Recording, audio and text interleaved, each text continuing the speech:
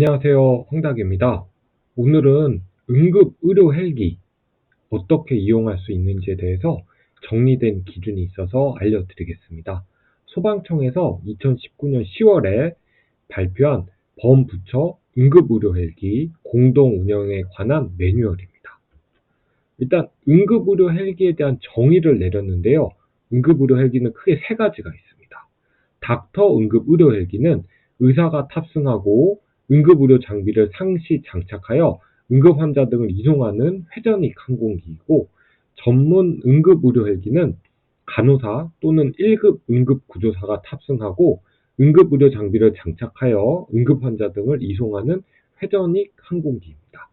그 일반 응급의료 헬기는 2급 응급구조사 또는 일반 승무원이 탑승하고 응급의료 장비를 장착하여 응급 환자 등을 이송하는 회전익 항공기를 뜻합니다.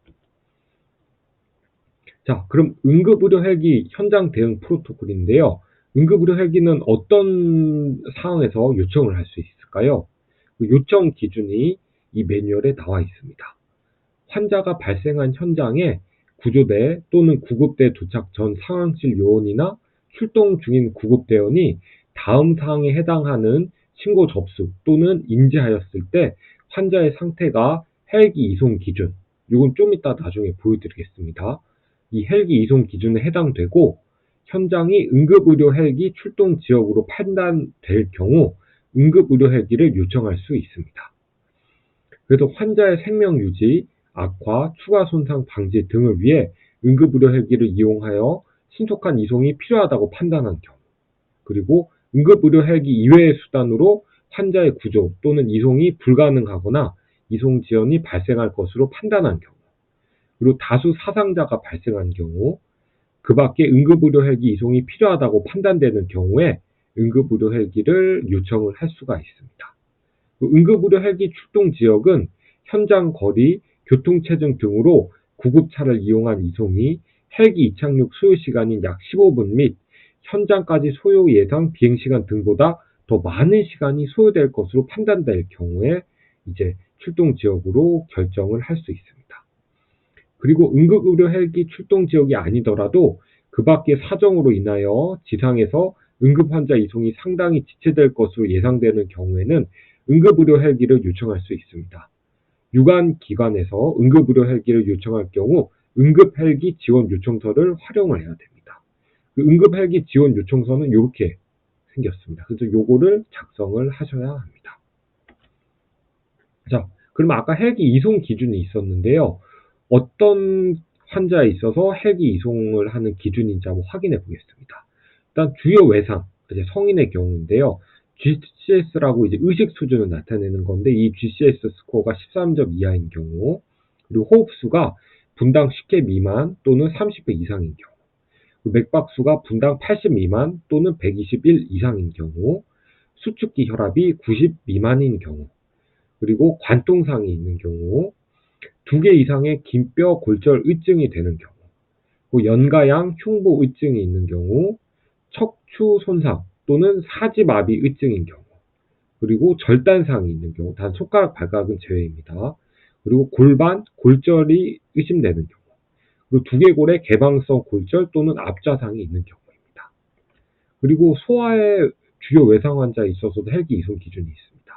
연령대별 정상 범위에서 크게 벗어난 맥박을 보이는 경우, 수축기압이 정상 범위 미만인 경우, 부적절한 호흡 상태가 있는 경우, 중심부위 청색증이거나 호흡수가 정상 부위보다 떨어지거나, 그 다음에 GCS 스코어가 13 이하인 경우, 관통상이 있는 경우, 2개 이상의 긴 뼈 골절 의증이 되는 경우, 연가양 흉부 의증인 경우, 2개 이상의 신체 시스템, 가슴 복부의 손상, 주요 두성을 포함한 복합 외상인 경우, 척추 손상 또는 사지마비가 의심되는 경우, 절단상이 있는 경우, 헬기 이송의 기준입니다.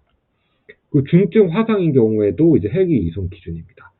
체표 면적의 5% 이상의 3도 화상, 20% 이상의 2도 화상, 기도나 안면부에 화상의 증거가 있는 경우, 사제 환영 환상이 있는 경우, 그리고 전기 화상인 경우입니다. 그리고 화상과 외상을 동시에 갖고 있는 환자라면 외상을 우선 고려해야 되고, 초기 안정을 위해 가까운 적정 외상센터로 이송을 해야 합니다. 그리고 이제 중증 질환이 의심되는 경우에도 이제 헬기 이송 기준입니다. 급성 뇌졸중이 의심되는 경우. 예. 그래서 뭐 뇌졸중 척도상 양성인 경우, 그 병원 시간, 전 시간이 2시간 미만인 경우, 그러니까 도착하는 시간까지죠. 이런 경우 이제 헬기 이송을 해야 되고, 급성 심근경색이 의심되는 경우에도 이제 헬기 이송 기준입니다.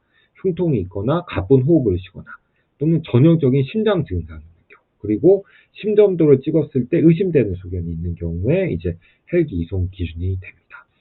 네, 그래서 이렇게 이제 범부처 응급의료 헬기 공동 운영에 대한 매뉴얼에 나와 있는 응급의료 헬기의 이송 기준에 대해서 확인을 해봤습니다.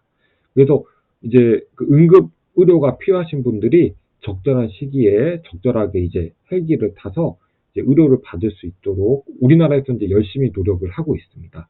뭐 119 헬리 EMS라는 시스템도 뭐 시범 사업으로 작년부터 시작해서 운영을 하고 있다고 하고요. 그래서 응급 환자분들이 적절하게 응급 헬기를 이용해서 안전하게 치료받을 수 있도록 이제 이런 사업이 잘 안착되었으면 좋겠습니다. 오늘도 시청해 주셔서 정말 감사합니다.